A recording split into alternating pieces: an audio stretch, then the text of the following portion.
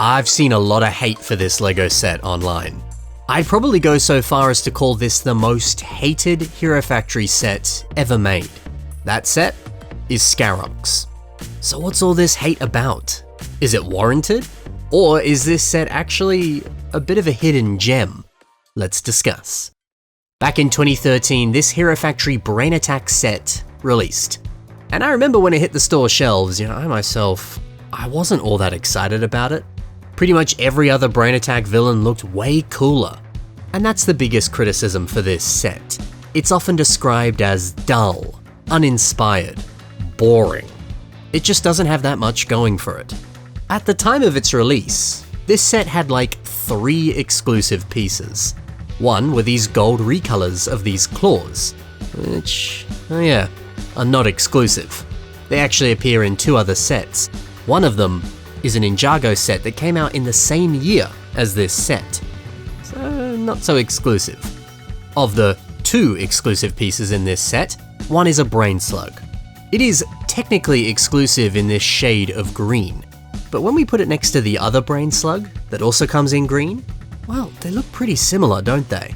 It's pretty easy to mistake this for the same part. In fact, I did for ages. It's not until I did this review that I realized, oh, these are actually different shades of color. So yes, while it is technically exclusive, it doesn't feel as exclusive. Kind of blends in a little bit. And then the other exclusive piece is the mask, which is actually pretty cool.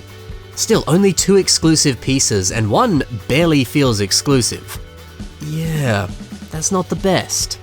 Especially when all the other elements feel really basic, common, and a lot of them come in colors that we see all the time.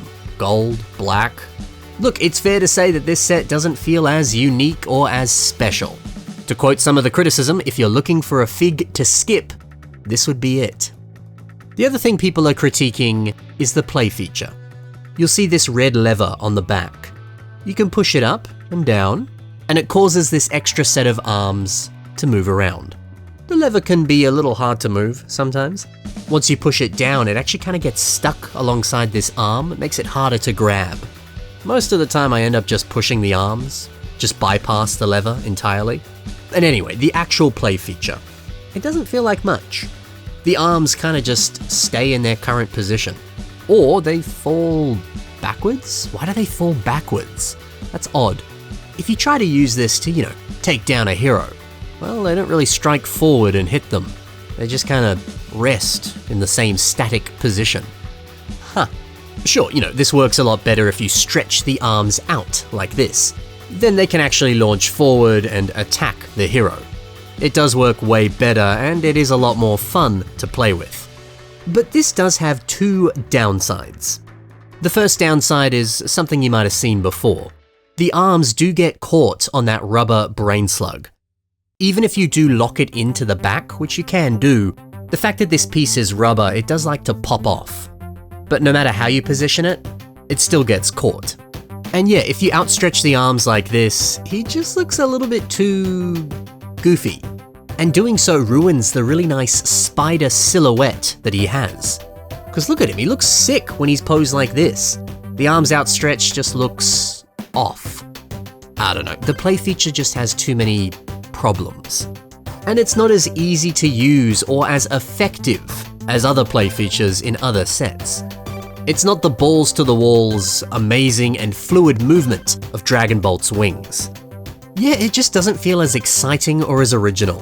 And the unique qualities of this set don't feel all that unique, and they're not all that fun. I mean, think about it, we've had spider-like villains before, and they were so much cooler. And looking at this set next to every other Brain Attack set, I don't know. Scarox just doesn't have that much going for him. Pyrox. He's wonderfully original. He's a lava monster with awesome, cracked, rocky skin. Bruiser is a rock golem. That's not really something we've seen before. Ogrim. His colors feel so wonderfully original for a Bionicle set. Those darker, earthy tones. And he's a frickin' ogre. Dragon Bolt is, well, Dragon Bolt, what's not to love? And then the Ice Yeti that is Frost Beast, with his epic, furry textures. Scarox just kind of gets drowned out by everything else. Look, maybe I can understand some of this hate. But okay. This breakfast is coming with far too many harsh browns. Let's try and look at the positive.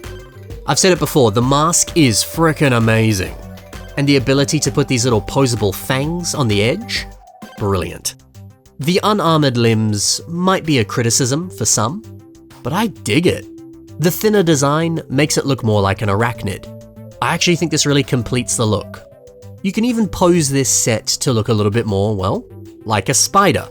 Well, it only looks good when you photograph it from this angle, otherwise, it doesn't look as good. But hey, you can do this, and that's still pretty neat. It's also hard not to enjoy the forearm design. That pretty much always looks good, doesn't it? I mean, this set can pose really well. There's a lot of good qualities to the set. All in all, there's a lot of reasons not to like this, but there's still plenty of reasons to love it. But really, I think the best thing about this set is the pieces. Even back in 2013 when this released, and I wasn't that interested in this set, I still bought this because I like the parts. They deserve a bit of appreciation, so let's check out what we get and how you can use it. It might just turn you around on this much hated LEGO set. The first thing I want to talk about are these gold claws. It's great that you get 4 of them. You could use them like Bonkarella has done, and turn them into posable fingers. That's easily the best feature of this mock. Wow. Another way you could use these is on a mock by Fu Min. The weapon on this Anubis character, it combines this blade and a different blade. It's the one that we saw on the set Scarox. It's amazing the geometry of these pieces, they flow into the other.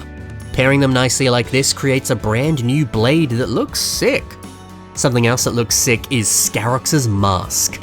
LEGO David shows us a pretty fun way that you could use this. Of course, the piece has that big old gap at the top, and that's so that the brain slug can be seen. Well, if you cover up that gap with one of these gold skull spider masks, the same one that comes in the Lord of the Skull Spiders set. Well, look at that. Isn't that perfect? It really slots into the negative space so well. It just transforms this piece. I love it. But you could also use the mask like Destiny's Bound has done here. Place it on the crotch and use some of those connection points to branch off other pieces.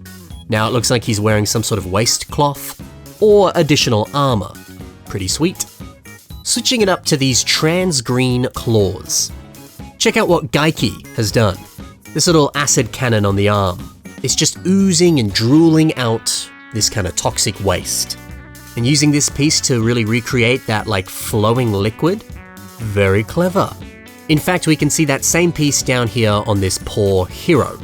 Placing this piece over the top does look like the acid is just covering his body. It's a very original way of using this piece. Now, for that brain slug. Let's take a look at the work of Anuku. Here we see the piece really embedded into the body. The color, the texture, they pair so well with Elik's pieces. Yeah, remember Elik? He had some very pretty looking pieces in a very distinct color and quite noticeable textures. Turns out this brain slug pairs so well with these pieces. It's a match made in heaven. Also included in the set are some of these medium-sized barbs.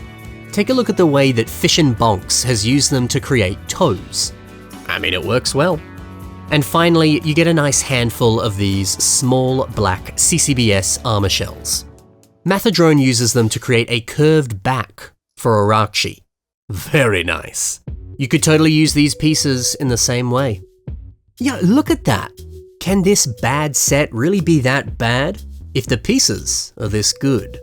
I'm telling you, man, there are reasons to love Scarox.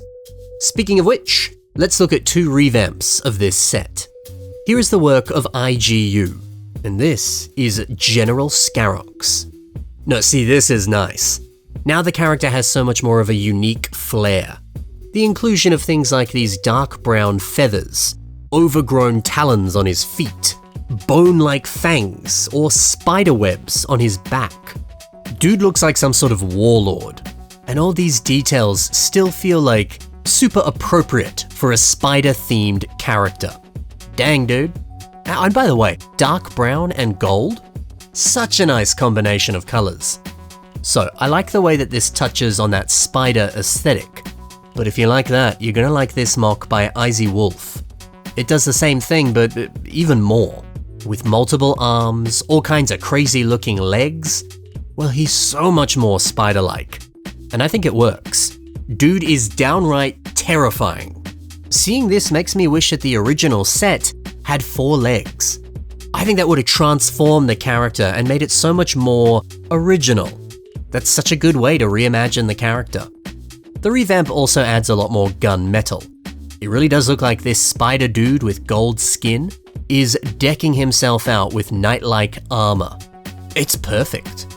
So, what do you think of this kind of controversial set? Do you hate it? Do you love it? Do you want to pick it up for the pieces? Let me know in the comments below. Thanks for watching everyone, happy building, and bye for now.